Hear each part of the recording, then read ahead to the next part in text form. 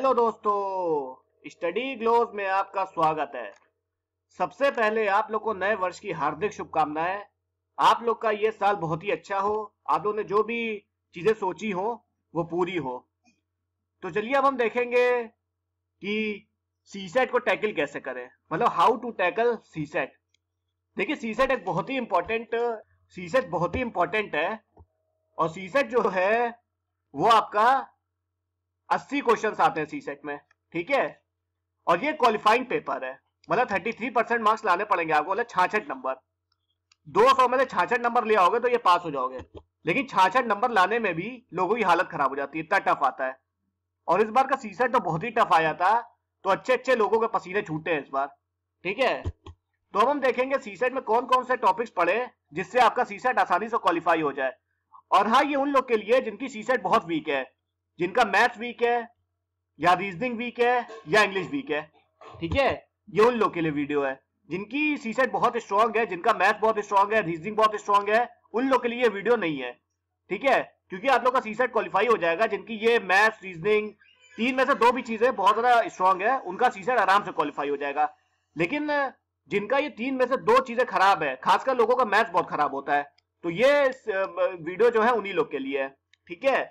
तो चलिए अब देखेंगे हम लोग कौन कौन से ऐसे टॉपिक्स पढ़े जिससे आपका सीसेट क्वालिफाई हो जाए। मैंने आपको बताया, देखिए सीसेट जो है, पहले मैथ्स देखेंगे कि मैथ्स में कौन से टॉपिक्स पढ़े जिससे आपका ये क्वालिफाई हो जाए, ठीक है। देखिए मैथ्स एक बहुत ही इंपॉर्टेंट टॉपिक है, मैथ्स एक बहुत ही इंपॉर्टेंट टॉपिक है। और ज्यादातर लोगों की, जैसे 100 लोग हैं, उनमें से खाली 70 ही लोग की मैथ्स जो है अच्छी होगी, 70 लोग की मैथ्स जो है खराब होगी, बाकी की अच्छी हो सकती है, ठीक है। तो मैथ्स जो है मैक्सिमम लोग की वीक होती है, क्योंकि इसमें बेसिक बहुत जरूरी होता है। अगर मैथ्स में आपके बेसिक बहुत अच्छे हैं तो आप आसानी से मैथ्स समझ जाओगे। मैथ्स बहुत ही इंटरेस्टिंग टॉपिक है, लेकिन अपने को एग्जाम निकालना है, सीसेट निकालना है, ठीक है। तो कौन से ऐसे टॉपिक्स पढ़े जिससे हमारा मैथ्स अच्छे से तैयार हो जाए और हम सारे क्वेश्चन एटलीस्ट 50% क्वेश्चन हल कर सकें। तो मैं ऐसे टॉपिक्स बताऊंगा जिससे आपका मैथ्स बहुत ही आसानी से तैयार हो जाएगा। बहुत ही आसान ये टॉपिक्स है, आप ये आराम से 1 महीने के अंदर अंदर ये टॉपिक्स अच्छे से कवर कर सकते हो। तो चलिए अब देखेंगे आप अपने मैथ्स में कौन कौन टॉपिक्स पढ़ने हैं। सबसे पहले आप जो है अपने कॉपी पेन लेके बैठ जाइए, क्योंकि आपको पता चलेगा कौन से मैथ्स में टॉपिक्स पढ़ने हैं, ठीक है। तो अभी देखते हैं। देखिए पहला सबसे इंपॉर्टेंट है number system. Number system most important topic है, मोस्ट इंपॉर्टेंट टॉपिक है नंबर सिस्टम। इससे मैक्सिमम जो है, इससे इस बार जो 2020 का पेपर हुआ है, इससे मैक्सिमम जो है 15 प्लस क्वेश्चन आए हैं। 18 क्वेश्चन अकेले इस नंबर सिस्टम से इस बार आए हैं। इसी बार नहीं, 2019 में इससे कुल मिला के 11 क्वेश्चन आए थे, 2018 में 6 से 7 क्वेश्चन आए थे इसके। तो हर साल नहीं, बल्कि यूपीएससी में नहीं, बल्कि हर एग्जाम में नंबर सिस्टम से क्वेश्चन बहुत आते हैं। और बहुत ही सिंपल टॉपिक है, इसको आप स्किप करने के बिल्कुल भी मत सोचना। स्किप अगर आपने कर दिए तो आप एक बहुत ही आसान टॉपिक के क्वेश्चंस को स्किप कर दोगे और आपका सीसेट क्वालिफाई नहीं हो पाएगा। ये सब बहुत इजी टॉपिक है, नंबर सिस्टम आपको करना ही करना है, इसको बिल्कुल भी आप छोड़ नहीं सकते हो। ये सब बेसिक्स है, ठीक है। ये जो आप चैप्टर है, ये मुश्किल से आपको 4 से 5 दिन लगेंगे, क्योंकि थोड़ा बड़ा चैप्टर है।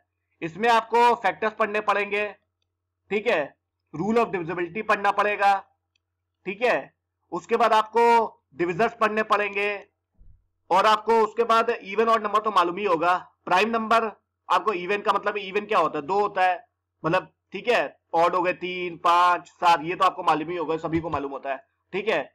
उसके बाद प्राइम नंबर पढ़ने पड़ेंगे, को प्राइम नंबर पढ़ने पड़ेंगे, नेचुरल नंबर पढ़ने पड़ेंगे, ठीक है। ये सब आपको पढ़ना पड़ेगा। इसमें थोड़ा लेंथी चैप्टर है, लेकिन बहुत ही बढ़िया चैप्टर है, बहुत ही इंटरेस्टिंग चैप्टर है। तो ये बिल्कुल भी स्किप करने की सोचना भी मत आप, ठीक है। दूसरे पे आओ। पहले पे तो सबसे इंपॉर्टेंट जो है वो है नंबर सिस्टम, इसको बिल्कुल भी स्किप मत करना। दूसरा पे आते हैं, सेकंड मोस्ट इंपॉर्टेंट चैप्टर, यह है परसेंटेज, ठीक है। सेकंड मोस्ट इंपॉर्टेंट चैप्टर जो है वो है परसेंटेज। सबसे इंपॉर्टेंट नंबर सिस्टम, उसके बाद आ गया परसेंटेज। परसेंटेज से मैक्सिमम क्वेश्चन, मैक्सिमम जो है 4 से 5 क्वेश्चन आते हैं। 4 से 5 तो चलो ठीक है, लेकिन 3 से 4 क्वेश्चंस तो आएंगे ही आएंगे। क्योंकि इसी से जुड़ा हुआ है प्रॉफिट एंड लॉस, ठीक है। और रेशियो प्रोपोर्शन, परसेंटेज, सारी चीजें जुड़ी हुई हैं। देखो परसेंटेज बहुत ही इजी टॉपिक है, बहुत ही ज्यादा इजी टॉपिक है। आपको हिसाब किताब करना तो आता ही होगा। जैसे कि मान लीजिए आप कोई मॉल में गए, ठीक है, मॉल में गए तो वहां पे कोई आप शर्ट खरीदने गए, उसका प्राइस है 1000 रुपए, उस पर लिखा हो 40% ऑफ, ठीक है, तो आप तुरंत फट से कैलकुलेट कर लेते हो कि 40% ऑफ है, मतलब ये 600 रुपए की पड़ेगी हमें, ठीक है। तो इतना तो जान ही लेते होगे। थोड़ा सा और एफर्ट्स लगा लेना, देख लेना कौन कौन से टाइप्स के क्वेश्चन आते हैं, आपका परसेंटेज पूरा आपके टिप पे होगा, ठीक है। परसेंटेज आपको करना ही करना पड़ेगा, बहुत इंपॉर्टेंट टॉपिक है। नंबर सिस्टम और परसेंटेज अकेले कर लो ना तो खाली यही 2 चैप्टर से आपके 10 क्वेश्चन आ जाएंगे, मैं गारंटी ले रहा हूं, ठीक है। 10 चलो छोड़ो, 8 क्वेश्चन तो आएंगे ही आएंगे, ये दोनों टॉपिक मिला के, ठीक है। तो ये आपको करना ही करना है, क्योंकि अगर आप परसेंटेज अच्छे से पढ़ लोगे ना तो आपको बाकी के टॉपिक पर समझने में आसानी हो जाएगी, ठीक है। तो पहला हो गया नंबर सिस्टम, दूसरा परसेंटेज, तीसरा जो है आपका यह है रेशियो एंड प्रपोर्शन, ठीक है। रेशियो एंड प्रपोर्शन तीसरा मोस्ट इंपॉर्टेंट टॉपिक है। रेशियो एंड प्रपोर्शन भी आपको करना ही करना है, बहुत इंपॉर्टेंट टॉपिक है, इसको स्किप मत करना। परसेंटेज अगर अच्छे से कर लिया तो रेशियो प्रपोर्शन आसानी से समझ में आ जाएगा, बहुत ही इंपॉर्टेंट टॉपिक है। 2 से 3 क्वेश्चन आपके रेशियो प्रपोर्शन से भी आते हैं, ठीक है, आते हैं, आते थे और आते रहेंगे, ठीक है। तो रेशियो प्रपोर्शन आपको करना है। चौथा सबसे मोस्ट, ठीक है, और सबसे इजीएस्ट टॉपिक है, वो है एवरेज। सबसे इजी टॉपिक है एवरेज, बहुत इजी टॉपिक है, एक दिन में आपको पूरा एवरेज समझ में आ जाएगा। इसके 20 से 25 क्वेश्चन आप आराम से 40 से 50 क्वेश्चन जो है प्रैक्टिस करना, आपको एवरेज पूरा टिप पे होगा, ठीक है। आराम से इसको जो है आप करना है इसको, ठीक है। एवरेज बहुत ही सिंपल टॉपिक है, बहुत ही इजी टॉपिक है, आसानी से हो जाएगा आपसे। एक मुश्किल से 1 दिन लगेगा, ज्यादा से ज्यादा 1 दिन लगेगा, इससे ज्यादा टाइम आपका नहीं लगेगा, ठीक है। तो मैंने अभी आपको कौन नंबर सिस्टम, दूसरा परसेंटेज, तीसरा रेशियो प्रपोर्शन, चौथा एवरेज, ये आपको करने ही करने हैं, बिल्कुल स्किप मत करना, ये आपको करने ही करने हैं, ठीक है। पांचवा आ जाओ, पांचवा है आपका प्रॉफिट एंड लॉस, ये भी बहुत इंपॉर्टेंट टॉपिक है, ठीक है। प्रॉफिट एंड लॉस जो है वो पांचवा है आपका, तो प्रॉफिट एंड लॉस भी कर लेना, इससे भी 2 से 3 क्वेश्चन आते हैं, ठीक है। 2 से 3 क्वेश्चन मैक्सिमम इससे प्रॉफिट एंड लॉस से आएंगे ही आएंगे, ठीक है। तो ये सब सिंपल टॉपिक्स हैं, प्रॉफिट एंड लॉस। और खासकर देखो एवरेज के क्वेश्चंस क्या है ना, एवरेज करना, क्योंकि जो 2017 में IBACIO का एग्जाम हुआ था उसमें कम से कम 7 से 8 क्वेश्चन जो थे वो खाली एवरेज से आए थे, ठीक है। तो एवरेज कर लेना बहुत इंपॉर्टेंट है। खैर यहाँ पे UPSC सीसेट की बात हो रही है, ठीक है। तो एवरेज करना, और आपको प्रॉफिट एंड लॉस भी करना। प्रॉफिट एंड लॉस के भी क्वेश्चन हर एग्जाम में पूछे जाते हैं, ये खाली UPSC में नहीं पूछे जाते हैं, हर एग्जाम में पूछे, बैंक में पूछे जाते हैं, PCL में पूछे जाते हैं, जितने भी CGL में पूछे जाते हैं। बहुत इंपॉर्टेंट एग्जाम है, मतलब बहुत इंपॉर्टेंट टॉपिक्स हैं ये सब, ठीक है। तो ये सब अच्छे से करोगे तो आपका मैं गारंटी बता रहा हूँ UPSC सीसेट बहुत आराम से निकल जाएगा, कोई आपको टेंशन होगी नहीं, बहुत ही इजी टॉपिक है, सबसे इजी टॉपिक है ये। अब जब आपका अच्छे से परसेंटेज हो जाए, परसेंटेज अच्छे से कर लो, रेशियो प्रपोर्शन अच्छे से कर लो, और आप कर लेना ये एवरेज और प्रॉफिट एंड लॉस, ये जब 4 आपके अच्छे हो जाए तो छठा सबसे इंपॉर्टेंट टॉपिक है वो है DI, मतलब डेटा इंटरप्रिटेशन। छठा सबसे इंपॉर्टेंट टॉपिक है, क्योंकि DI के जो क्वेश्चन जो होते हैं वो बेस्ड होते हैं परसेंटेज, ज्यादातर परसेंटेज पे बेस्ड क्वेश्चन आते हैं, ठीक है। परसेंटेज पे, एवरेज पे, रेशियो प्रपोर्शन पे और प्रॉफिट एंड लॉस पे ज्यादातर परसेंटेज पे बेस्ड होते हैं। इसमें आपको मालूम है बार ग्राफ दिया जाएगा, पाई चार्ट दिया जाएगा, और आपको टेबल बनाने को बोल देंगे कि बताओ ये ग्राफ देके बताओ, वो आपको डेटा दिया जाता है पूरा। तो बहुत सिंपल होता है, बहुत ही इजी होता है। डेटा इंटरप्रिटेशन जो है सबसे इजी टॉपिक होता है, सबसे सिंपल होता है। अगर आपने ये चारों अच्छे से कर लिए, परसेंटेज, रेशियो प्रपोर्शन, एवरेज और प्रॉफिट एंड लॉस, ये चारों अच्छे से कर लोगे तो आपका DI सुधर जाएगा, ठीक है। अच्छे से उसको करना, और बार आप मतलब बार ग्राफ देखना समझ जाना, ग्राफ आप देखना समझ जाए, कैसे ग्राफ को देखते हैं, कैसे सब चीजें होती हैं, तो आपको आसानी से DI समझ में आ जाएगा। तो ये 6 टॉपिक जो है मैथ्स में, ये आपको करने ही करने हैं, इसको स्किप बिल्कुल मत करना, बहुत ही इंपॉर्टेंट टॉपिक है। मैं गारंटी दे रहा हूं अगर आपका UPSC सीसेट में 30 क्वेश्चन आते हैं तो 50% क्वेश्चन खाली इन 6 टॉपिक्स में से आएंगे, इतना ध्यान रखो। होता है ज्यादा भी आ जाए, ज्यादा भी आते हैं, मैं तो कम बता रहा हूं, वैसे 50% क्वेश्चन जो है इन्हीं टॉपिक्स में से आएंगे। आप चाहे तो पिछले 10 सालों के पेपर देख लो, तो 10 सालों को नहीं, 2011 में सीसेट को इंट्रोड्यूस किया गया है, सीसेट को 2011 में इंट्रोड्यूस किया गया था। आप पिछले 6 साल के पेपर देखो, 2014 से पेपर उठाओ और सारे टाइप्स के पेपर देखो, ठीक है। इन सारे टॉपिक्स के कौन कौन से कैसे किस टाइप के क्वेश्चंस आते हैं वो सारे आप सॉल्व करोगे तो आपको अच्छे से ये सारी चीजें जो है कवर होती जाएंगी, ठीक है। बहुत ही सिंपल टॉपिक्स है, बहुत ही इजी टॉपिक्स है, आराम से ये टॉपिक्स आपके कवर हो जाएंगे। उसके बाद जब आपके ये 6 अच्छे से कंप्लीट हो जाए तो एक और इंपॉर्टेंट टॉपिक है, वो है HCF एंड LCM। सबसे सिंपल एकदम बच्चों वाला टॉपिक है। ये मैं बता रहा हूँ 3 घंटे में आप इस टॉपिक को कवर कर लोगे, इतना सिंपल टॉपिक है। देखो ये HCF LCM कर लेना, इसलिए कर लेना क्योंकि एक आपका रीजनिंग में टॉपिक है कैलेंडर एक टॉपिक है, ठीक है, उसके क्वेश्चंस आते हैं, तो उसके कई सारे क्वेश्चन जो हैं वो HCF LCM में बेस्ड आ जाते हैं, ठीक है, तो HCF LCM कर लेना, ठीक है। अब अगर आपका टाइम बचता है तो आप कर लो परमुटेशन एंड कॉम्बिनेशन, ठीक है, ये भी इंपॉर्टेंट टॉपिक है। लेकिन अगर टाइम बचता है तो वैसे आपको ये 7 टॉपिक तो करना ही करना है, ठीक है। कौन कौन से टॉपिक्स करने हैं? एक आपका number system, percentage, ratio proportion, और आपका एवरेज हो गया, प्रॉफिट एंड लॉस हो गया, DI हो गया, HCF LCM, ये 7 टॉपिक आपको करने ही करने हैं। टाइम बचता है परमुटेशन कॉम्बिनेशन कर लेना, अगर टाइम नहीं बचता है तो स्किप कर देना, वैसे कर लेना। क्वेश्चन आते हैं 2-3, 1-2 क्वेश्चन इधर से भी आते हैं। बहुत ही सिंपल टॉपिक, एकदम सिंपल टॉपिक बता रहा हूं, ठीक है।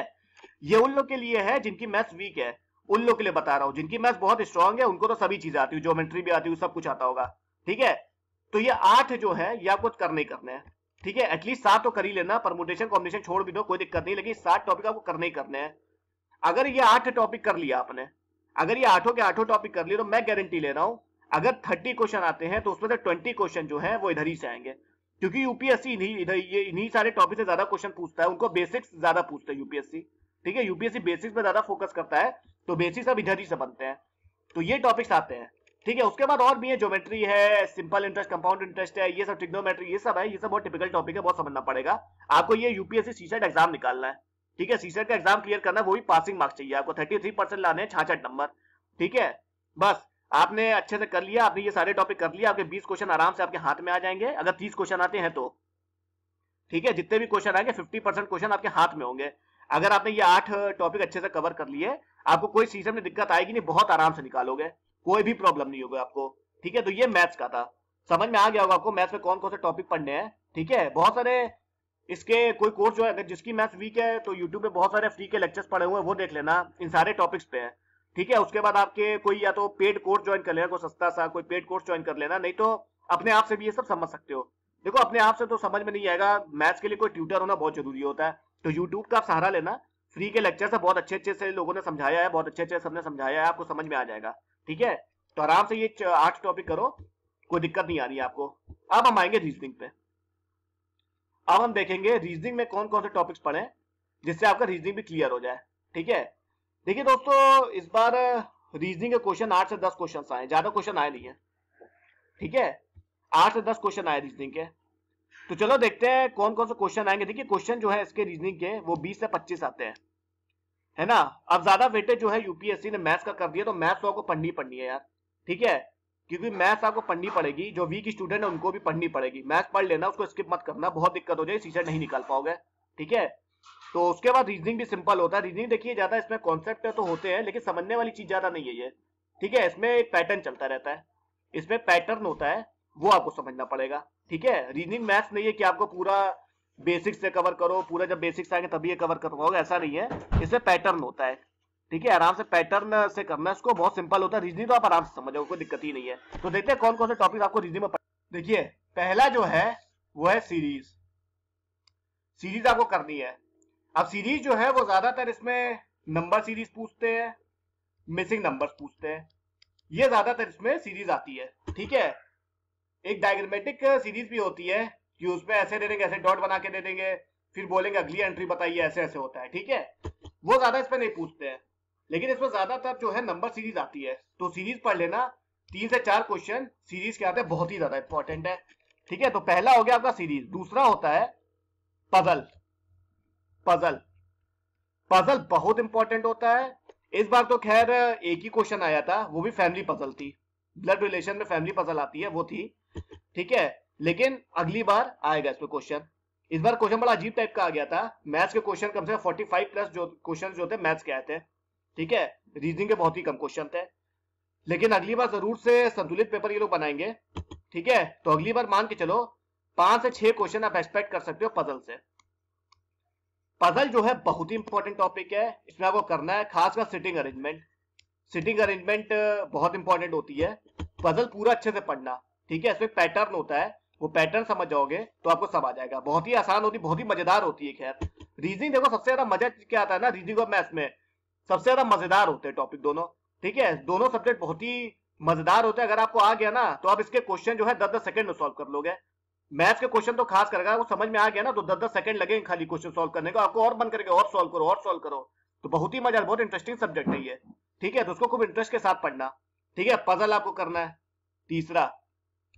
तीसरे आपको है ब्लड रिलेशन। ब्लड रिलेशन भी बहुत इंपॉर्टेंट है, इसमें मैंने बताया फैमिली पजल, ब्लड रिलेशन में फैमिली पजल आती है, वो बहुत इंपॉर्टेंट है, ठीक है। वो जब पजल टॉपिक पढ़ोगे तो उसमें फैमिली पजल आपको मिल जाएगी उसमें। तो फैमिली पजल बहुत इंपॉर्टेंट है ब्लड रिलेशन में। और एक दो टाइप के और क्वेश्चन आते हैं, जैसे कि एक फोटोग्राफ है, उसको बताओ, उसको पहचान के बताओ वो उसकी क्या लगती थी, ऐसे होता है, ठीक है। तो ये सब इंपॉर्टेंट है। एक दो टाइप होती है इसमें ये ब्लड रिलेशन में, तो वो देख लेना, बहुत इंपॉर्टेंट है। चौथा जो है कोडिंग एंड डिकोडिंग, ये भी बहुत इंपॉर्टेंट है। कोडिंग डिकोडिंग अच्छे से करना, इससे भी क्वेश्चन आ जाते हैं, ठीक है। खासकर 2019 का पेपर था, नहीं 2018 के पेपर में 2 क्वेश्चन आए थे, ठीक है।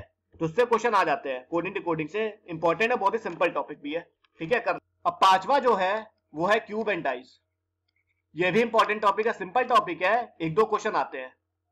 छठा सिलोगिज्म, इससे खाली एक क्वेश्चन आता है, एक या दो, ज्यादा ऐसे क्वेश्चन नहीं आते हैं, एक दो क्वेश्चन आते हैं, लेकिन इंपॉर्टेंट है, कर लेना।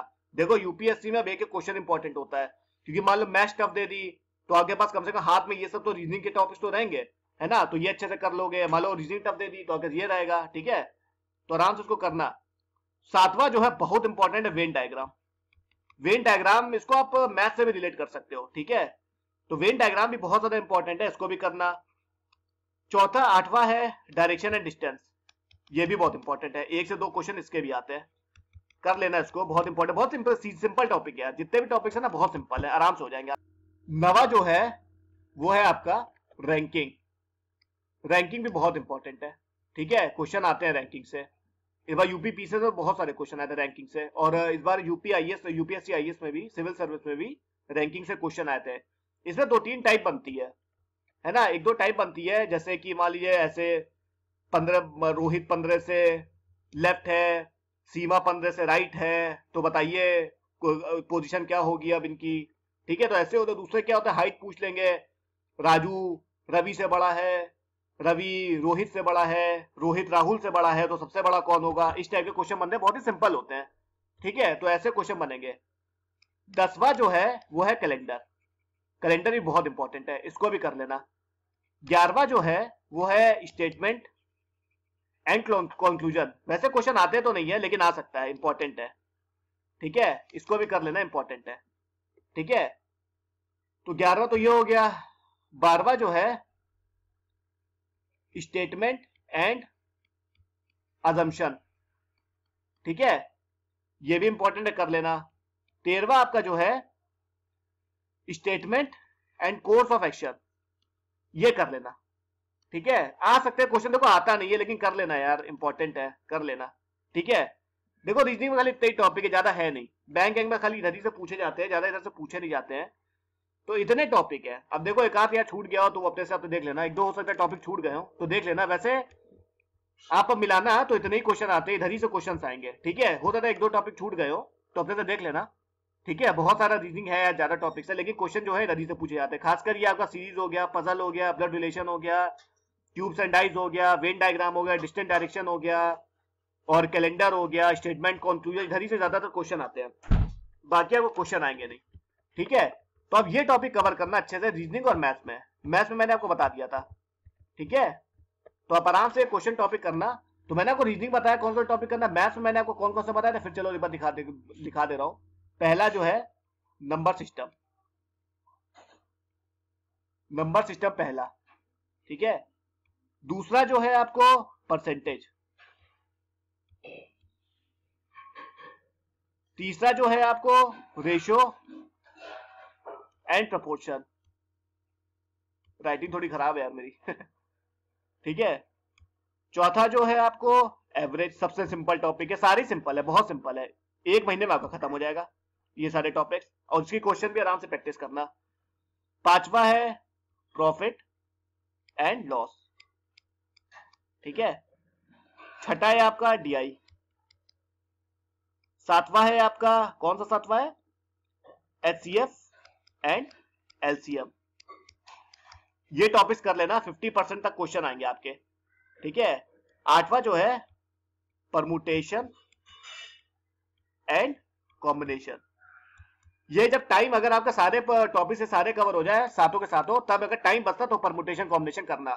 अगर ये 8 कर लोगे तो मैं गारंटी दे रहा हूँ 50% से ऊपर ही क्वेश्चन आपके हिट होंगे सी सेट में, ठीक है। और रीजनिंग में ये टॉपिक्स कवर करना, ठीक है। रीजनिंग में सारी ये टॉपिक्स है, ठीक है। अब आ जाइए आप कॉम्प्रीहेंशन पे। देखो कॉम्प्रीहेंशन जो है वो आते हैं कम से कम 25 से 26 क्वेश्चन की वेटेज है। इस बार तो खाली 25 ही क्वेश्चन आए थे। मैथ्स की बहुत वेटेज कर दी थी लोगों ने, मैथ्स बहुत आ गया था, 45 प्लस क्वेश्चन आए थे मैथ्स से, ठीक है। तो मैथ्स तो आपको करनी करनी, वो तो आप छोड़ ही नहीं सकते हो, ठीक है। मैथ्स भी करनी है, रीजनिंग भी करनी है, कुछ छोड़ना नहीं, ये दोनों आपको करके जाने हैं, क्योंकि कॉम्प्रीहेंशन जो है वो टफ आता है, कॉम्प्रीहेंशन बहुत टफ आता है, ठीक है। जो बहुत बड़ा महारथी भी होगा ना, जो बहुत बड़े कोचिंग्स का प्रोफेसर भी होगा, जो प्रोफेसर भी होगा ना, वो भी ये गारंटी नहीं ले सकता है कि मैंने ये क्वेश्चन सही किया है। तो बड़े से बड़ा प्रोफेसर भी ये नहीं बोल सकता है कि मैंने ये क्वेश्चन सही किया है, ठीक है। क्योंकि यूपीएससी का सीसेट जो है ना वो डिफिकल्ट आता है, और आपको कॉम्प्रीहेंशन के अंदर ही से क्वेश्चन निकालने पड़ते हैं, ठीक है। और इसमें एक्यूरेसी बहुत ही कम होती है लोगों की। जो बड़े से बड़ा जो आईआईटीएन होता है और एमबीए वाला होता है, वो लोग भी इस पर गारंटी नहीं ले सकता है कि मैंने ये क्वेश्चन 110% सही किया। कॉम्प्रीहेंशन डिफिकल्ट आते हैं, और लैंग्वेज भी इसकी डिफिकल्ट आती है, और ट्रांसलेशन जो होता है इसका हिंदी में वो भी डिफिकल्ट होता है, बहुत बहुत टफ वर्ड्स होते हैं इन लोग के, ठीक है। और इंग्लिश में भी लैंग्वेज जो है डिफिकल्ट होती है। तो कॉम्प्रीहेंशन जो है वो थोड़ा डिफिकल्ट आता है, टफ होता है, ठीक है। इसमें एक्यूरेसी 100% नहीं होती है, और कॉम्प्रीहेंशन लेंथी भी आते हैं, ठीक है। इस बात तो आपने देखा ही होगा, जो कॉम्प्रीहेंशन जो थे वो मीडियम से थोड़ा ऊपर थे, अब मीडियम कॉम्प्रीहेंशन आए थे, मतलब पैराग्राफ लंबे लंबे आए थे इस बार, और खाली क्वेश्चन एक एक आए थे, ठीक है। तो कॉम्प्रीहेंशन टफ होता है, इसीलिए मैं कह रहा हूं कि आप रीजनिंग और मैथ्स पे ज्यादा फोकस करना, ठीक है। आराम से आपका सिलेक्शन हो जाएगा इसमें, कॉम्प्रीहेंशन पे भी फोकस करो। अब बहुत सारे लोग जो है वो ट्रिक्स बताते हैं, ये ट्रिक है, ओनली वाले कर लो, एवरीवन वाले, ये सब कीवर्ड्स होते हैं। देखो आप जब भी कोई भी एग्जाम दो तो ये ट्रिक्स पे मत जाया करो, ठीक है। क्वेश्चन हमेशा पहले देखा करो, उसको पढ़ा करो, ठीक है। उसके बाद आप उसका आंसर आपको पता चल जाएगा। अगर आपको आंसर नहीं आता है तो सीधे आप निकल लो, सीधा आप आगे निकल जाओ, मत उस क्वेश्चन को करो, क्योंकि नेगेटिव मार्किंग है, सीसेट में भी 1/3 नेगेटिव मार्किंग है, ठीक है। तो अब यूपीएससी क्या करता है ना, उन लोगों को मालूम है, तो वो लोग क्या कहते हैं, ओनली, एवरीवन, ये सब जो कीवर्ड्स होते हैं, जो लोग कहते थे कि जो यूट्यूब पे भी बहुत सारे लोग कहते थे, कुछ कुछ कोचिंग वाले भी बोलते थे कि ओनली एवरीवन वाले एकदम उसको जहां भी दिखो काट दो पीट दो, ऐसा मत किया करो, पहले क्वेश्चन देखा करो। क्योंकि यूपीएससी में इस बार बहुत सारे क्वेश्चन ऐसे आए, मतलब पिछले साल भी और इस बार भी कुछ क्वेश्चन ऐसे थे जिसमें ओनली वाले क्वेश्चन भी सही निकले, ठीक है। तो इसीलिए कहता हूं पहले क्वेश्चन को अच्छे से पढ़ा करो, उसको देखा करो, अगर क्वेश्चन नहीं आ रहा तो आगे निकल लो, ठीक है ना। और अगर आपके क्वेश्चंस बहुत ही कम है तो आप जो है ओनली और ये वाले अटेंड करो। और अगर आपके क्वेश्चन जो अच्छे खासे हो गए, आपको लग रहा है कि मैं प्रीलिम्स निकाल लूंगा, तो बस अब छोड़ दो, जो क्वेश्चन नहीं आता उसको अटेंड मत करो, क्योंकि नेगेटिव मार्किंग होती है, इस वजह से मैं कह रहा हूं, ठीक है। तो क्वेश्चन अच्छे से पढ़ा करो, ये ट्रिक कुछ नहीं होती है, आपकी मेहनत सिर्फ होती है, ठीक है। जितना मेहनत से पढ़ोगे उतना ही सही रहेगा, ठीक है। तो आराम से उसको पढ़ना, ठीक है। कॉम्प्रीहेंशन जो है, मुझे ट्रिक मुझे भी कोई नहीं मालूम है कौन सी ट्रिक होती है, पता नहीं, वो हो सकता है कोई महारथी लोग हो जो ट्रिक बताते होंगे, मुझे नहीं मालूम से कौन सी ट्रिक होती है, ठीक है। तो कॉम्प्रीहेंशन सिर्फ क्या किया करो, इसको मैं एक चीज बता सकता हूँ, इसको प्रैक्टिस किया करो, ठीक है। कॉम्प्रीहेंशन जो है वो आपको तभी आएगा जब उसको प्रैक्टिस अच्छे से करोगे, आपको पता चलेगा क्वेश्चन कैसे आते हैं। यूपीएससी के प्रीवियस ईयर क्वेश्चन से प्रैक्टिस किया करो, सबसे बेस्ट यही है। टेस्ट या सीरीज कुछ नहीं होता है, सिर्फ यूपीएससी के पिछले प्रीवियस ईयर उठाओ, क्वेश्चन पेपर उठाओ, वहां से प्रैक्टिस करो अच्छे से, आपको सब मालूम पड़ेगा कैसे कॉम्प्रीहेंशन आते हैं, कैसी रीजनिंग आती है, कैसी मैथ्स आती है, ठीक है। तो आप आराम से इसको प्रैक्टिस किया करो, दिन में कम से कम दो कॉम्प्रीहेंशन तो डेली आपको प्रैक्टिस करना ही, जब तक एग्जाम नहीं हो जाता है। आप लोग को मालूम है 27 जून को यूपीएससी सिविल सर्विस का एग्जाम है, ठीक है। तो आराम से उसको प्रैक्टिस करना बढ़िया तरीके से, आपका कॉम्प्रीहेंशन भी तैयार हो जाएगा, रीजनिंग भी तैयार हो जाएगा, मैथ्स भी तैयार हो जाएगा। जितने टॉपिक्स मैंने बताया उतने कर लेना, लेकिन करके तीनों जाना, कुछ आपको छूटना नहीं चाहिए, करके तीनों जाओगे ना तो आपका आसानी से निकल जाएगा। इसमें आपको खाली 33% मार्क्स लाने हैं, मतलब 66 नंबर आपको लाने हैं, ठीक है। तो आराम से करके जाना है ना, आराम से तीनों करके जाना, पढ़ लेना बढ़िया तरीके से, तो आपको सब समझ में आ जाएगा, ठीक है। आपके क्वेश्चन भी आराम से हल हो जाएंगे। उसके बाद कई स्टूडेंट ये पूछते हैं कि सीजन में कितने क्वेश्चन अटेम्प्ट करने चाहिए। देखिए वो आपके ऊपर निर्भर करता है कि आपको उसमें से क्या क्या आता है, ठीक है। जितना आपको आएगा उतने ही अटेम्प्ट करो। देखिए अटेम्प्ट करने से कुछ नहीं होता है, आपके क्वेश्चन सही होने चाहिए उसमें से। अटेम्प्ट तो 80 करके आ जाओ, लेकिन क्वेश्चन खाली 20 ही सही है, तो उससे फायदा क्या हुआ। अटेम्प्ट करने से कुछ नहीं होता है, आपके क्वेश्चन सही होने चाहिए, ठीक है, भले ही बंदा 40 अटेम्प्ट करे, लेकिन उसमें 40 में से कम से कम 35 अगर सही है उस बंदे के, तो उसका सीसेट क्वालिफाई है, उसने मेहनत भी नहीं की, उधर 2-4 टॉपिक पढ़े, उसका 40 सही होगा। ठीक है, तो स्मार्ट स्टडी करो। ठीक है, स्मार्ट स्टडी करोगे ना तो आपके क्वेश्चन जो है वो आराम से सीसेट निकलेगा। और अगर तभी मेरी मानिए तो मैक्सिमम 50 क्वेश्चन तो अटेंड करने ही चाहिए। ठीक है, 50 क्वेश्चन तो आपको सीसेट में अटेम्प्ट 50 क्वेश्चन जो है वो अटेंड करके आइए। अब जिनकी मैथ्स बहुत स्ट्रांग है, रीजनिंग बहुत स्ट्रांग है, कॉम्प्रिहेंशन भी, सब इंग्लिश भी बहुत स्ट्रांग है। कॉम्प्रिहेंशन में कोई यार गारंटी नहीं दे सकता कितने क्वेश्चन सही हो, टफ आता है कॉम्प्रिहेंशन, इसलिए बोल रहा हूँ। लेकिन जिसकी रीजनिंग और मैथ्स बहुत स्ट्रांग है वो कम से कम 55 से 60 क्वेश्चन अटेंड करके आता है। लेकिन मेरी मानो तो 50 क्वेश्चन बहुत है, अगर आपको सब कुछ आता है तो 50 क्वेश्चन अटेंड कर, वैसे आपके ऊपर है, कोई लोग 80 क्वेश्चन भी अटेंड करते हैं, है ना, बहुत 70, वो आपके ऊपर है। ठीक है, मैं एक बता रहा हूँ, आपको जितने क्वेश्चन आपको सही लगे उतने अटेंड करके आना है। ऐसा नहीं 85 क्वेश्चन अटेंड करे, ऐसा नहीं है। जितने क्वेश्चन आपको आते हैं उतने क्वेश्चन आराम से अटेंड, जितने क्वेश्चन अटेंड करो उतना ही अच्छा है। आपके क्वेश्चन सही होने चाहिए, मेन मुद्दा ये है। ठीक है, तो यही था दोस्तों, आपको सब पता चला होगा। तो एक बार फिर देख ले, झलक मार लेते क्या क्या आपको पढ़ना है। ठीक है, तो ये देखिए, रीजनिंग में आपको सीरीज पढ़नी है, पजल पढ़नी है, ब्लड रिलेशन पढ़ना है, कोडिंग डिकोडिंग पढ़ना है, करना पड़ेगा इतना। ठीक है, क्यूब एंड डाइस पढ़ना है, syllogism, Venn diagram, distance direction, और आपका रैंकिंग भी इंपॉर्टेंट है, और आपका कैलेंडर है एक, हाँ क्लॉक भी है, क्लॉक भी है। देखो इसको या तो जब टाइम मिले, जब सारे आपके अच्छे से टॉपिक कवर हो जाए उसके बाद इसको कर लेना। ठीक है, अगर टाइम बचा तो ही क्लॉक करना, नहीं तो स्किप कर देना। ठीक है, अगर कर सके तो कर लेना, कोई आपको टॉपिक छूटेगा ही नहीं। ठीक है, उसका स्टेटमेंट कंक्लूजन है, स्टेटमेंट असम्पशन है, कोर्स ऑफ एक्शन है, स्टेटमेंट। ठीक है, तो ये आपके इंपॉर्टेंट टॉपिक है। कुछ उधर टॉपिक छूट गए तो वो अपने देख लेना अपने हिसाब से। ठीक है, वैसे छूटा तो कुछ नहीं है, वैसे होता था एक दो तीन टॉपिक छूट गया तो देख लेना अपने हिसाब से, रीजन थोड़ा बड़ा है इस वजह से। वैसे 23 क्वेश्चन इंपॉर्टेंट है, 23 आपके टॉपिक बहुत इंपॉर्टेंट है, मोर देन इनफ है। ठीक है, आराम से क्वेश्चन आएंगे। उसका मैथ्स में आप देखिए, नंबर सिस्टम तो करना ही करना है, स्किप तो करना ही, परसेंटेज भी करना है, रेशियो प्रोपोर्शन भी करना ही करना है, एवरेज भी करना ही करना है आपको, प्रॉफिट एंड लॉस भी करना है, डीआई भी करना है, ये तो करना ही करना है, ये 6 तो आपको करना ही करना है। इन 6 को बिल्कुल भी आप सोच भी नहीं सकते छोड़ने का, अगर आपको सीसेट अच्छे से मैथ्स क्वालिफाई करना है तो। ठीक है, उसका एचसीएफ एलसीएम भी करना है, और आपको परमुटेशन कॉम्बिनेशन भी कर ही लेना। ठीक है, अगर इतने टॉपिक कर लिए तो मैं गारंटी दे रहा हूँ कि आपके आराम से सीसेट आराम से निकल जाएगा। उसका कॉम्प्रिहेंशन आ जाइए, कॉम्प्रिहेंशन आपको ये प्रैक्टिस के ऊपर होता है, जितना प्रैक्टिस करोगे उतना ही अच्छा लग जाएगा। ठीक है, ठीक है, तो आप आराम से उसको प्रैक्टिस करना। और ठीक है, और मेरी ये मानिए कि आप कम से कम अभी से, आज 1 जनवरी है, बहुत अच्छा है, न्यू साल आ गया, न्यू ईयर आ गया है। ठीक है, तो आज से आप कम से कम हर दिन आप 2 घंटे सीसेट को दीजिए। मेरी मत, बहुत इससे ज्यादा मत दीजिए, बस 2 घंटे आपके लिए मोर देन इनफ है। 2 घंटे दो, कॉम्प्रिहेंशन की प्रैक्टिस कर लो, रीडिंग मैथ्स आप पढ़ना स्टार्ट करो। क्योंकि कई लोग ऐसे होते हैं कि क्या करते हैं कि आखिरी में स्टार्ट करते हैं, अप्रैल मई से स्टार्ट कर रहे हैं, तब तक बहुत देर हो चुकी होती है। इतने समय में आपको समझ आने वाला नहीं है, सीसेट कभी नहीं तैयार हो पाएगा। अभी से आप कवर करोगे तो आपका सारी चीजें अच्छे से कवर होती चलेगी। ठीक है, तो मेरी मानो एटलीस्ट 2 घंटे दिया करो सीसेट को भी। ठीक है, ये कोई हलवा पूरी नहीं, आसान नहीं है, सीसेट टफ आता है, इस वजह से कह रहा हूँ। ठीक है, 2 घंटे दोगे तो आपको आराम से निकल जाएगा, क्योंकि खाली ये पेपर की वजह से आगे पूरा साल बर्बाद हो सकता है, इस वजह से कह रहा हूँ। ठीक है, पूरा साल आपके एक पेपर की वजह से बर्बाद हो सकता है अगर आप प्रैक्टिस नहीं करते हो तो। देखो कॉन्फिडेंस अच्छी बात है, लेकिन ओवर कॉन्फिडेंस अच्छी बात नहीं है। घमंड नहीं करना चाहिए कभी कि मुझे ये आता है वो आता है, क्योंकि बड़े बड़े धुरंधर सीसेट में फेल होते हैं। ठीक है, बड़े बड़े धुरंधर सीसेट में फेल होते हैं, इसीलिए कह रहा हूँ 2 घंटे जो है एटलीस्ट आप प्रैक्टिस किया करो। ठीक है, 2 घंटे प्रैक्टिस करोगे आपका सब सही हो जाएगा। ठीक है, तो दोस्तों यही था कि आपको सब समझ में अभी आया होगा कि कैसे टैकल करना है, सब था कि सीसेट के बारे में था, क्या क्या चीजें पढ़नी है आपको। ठीक है, तो यही था दोस्तों, अगले वीडियो के साथ हम बहुत जल्द मिलेंगे, तब तक धन्यवाद।